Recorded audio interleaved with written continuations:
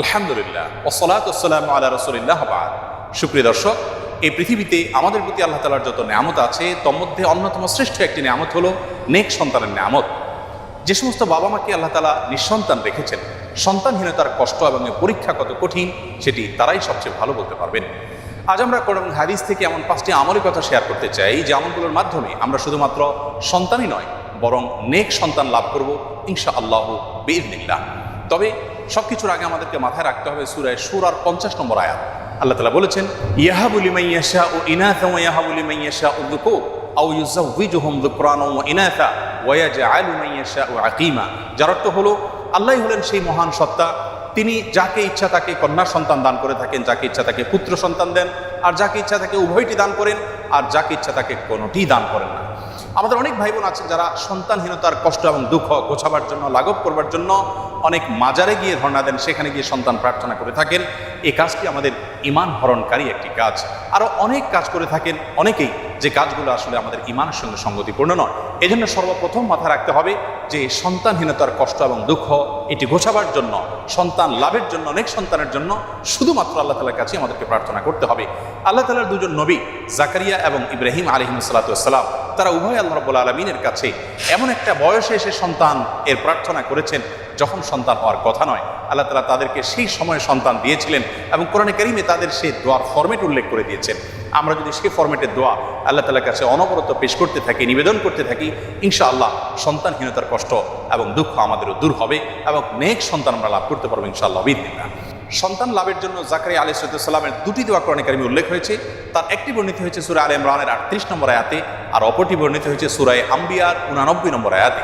আলে ইমরানের আয়াতে আল্লাহ নবী জাকারিয়া আলাইহিস সালামের যে দোয়া আল্লাহ তাআলা উল্লেখ করেছেন সেটি ছিল এই, রব্বি হাবলি মিন লাদুনকা যুররিয়াতান তাইয়্যিবা ইন্নাকা সামিউদ দুআ। যার অর্থ হলো, হে আমার রব, হে আমার প্রতিপালক, আপনি আপনার তরফ থেকে আমাকে নেক এবং সুসন্তান দান করুন, আপনি দোয়া শ্রবণকারী।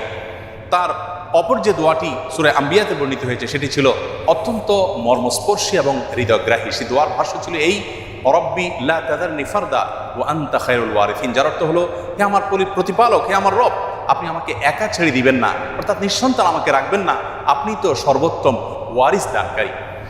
আল্লাহ নবী ইব্রাহিম আলাইহিস সালাম আল্লাহর কাছে সন্তান চেয়ে যে দোয়া করেছেন কোরআনে কারীমে, সেটি আল্লাহ তাআলা উল্লেখ করেছেন ছোট্ট একটি দোয়া। সূরা সাফফাতের 100 নম্বর আয়াতে দোয়াটি বর্ণিত হয়েছে। সে দোয়ার ভাষ্য ছিল এই, রব্বি হাবলি মিনাস সলিহিন। যার অর্থ হলো, হে আল্লাহ, আপনি আমাকে নেক সন্তান দান করুন। এর মাধ্যমে তিনি আল্লাহ তাআলার তরফ থেকে ইসমাঈল আলাইহিস সালামের মতো নেক সন্তান লাভ করেছিলেন। জাকারিয়া আলাইহিস সালামের যে দুটি দোয়া আমরা উল্লেখ করেছি তার মাধ্যমে তিনি আল্লাহ তাআলার কাছ থেকে ইয়াহয়া আলাইহিস সালামের মতো নেক সন্তান লাভ করেছিলেন। প্রিয় দর্শক, তাহলে নেক সন্তান লাভের জন্য দুজন নবী থেকে 3টি দোয়া আমরা শিখলাম, জানলাম। সেই দোয়াগুলো আমরা যে কোনো সময় বেশি বেশি করে পাঠ করতে থাকবো ইনশাআল্লাহ। সেই সাথে চতুর্থ যে দোয়ার কথা বলবো সেটি বর্ণিত হয়েছে সূরা ফুরকানের 74 নম্বর আয়াতে। আল্লাহ রাব্বুল আলামিন সেখানে দোয়ার যে ভাষ্য আমাদেরকে নিজে শিক্ষা দিয়েছেন সেটি হলো, রব্বানা হাব লানা মিন আজওয়াজিনা ওয়া যুররিয়াতিনা কুররাতা আয়ুন ওয়াজআলনা লিল মুত্তাকিনা ইমামা। যার অর্থ হলো, হে আমাদের প্রতিপালক, আপনি আপনার তরফ থেকে আমাদেরকে এমন জীবনসঙ্গী এবং এমন সন্তান দান করুন যে সন্তান আমাদের চক্ষুকে জড়িয়ে দিবে, অর্থাৎ সার্বিকভাবে পারফেক্টনেসের মাধ্যমে তাদের দিকে তাকালে আমাদের নয়ন জোড়াবে, এবং আমাদের সকলকে আপনি মুত্তাকিদের এবং নেককারদের ইমামে পরিণত করে দিন। সেই সাথে সহবাসের সময় নবী আলাইহিস সালাম যে দোয়া শিক্ষা দিয়েছেন সেই দোয়া পাঠ করার মাধ্যমেও আল্লাহ তাআলার কাছে নেক সন্তান আশা করবেন এবং প্রার্থনা করবেন।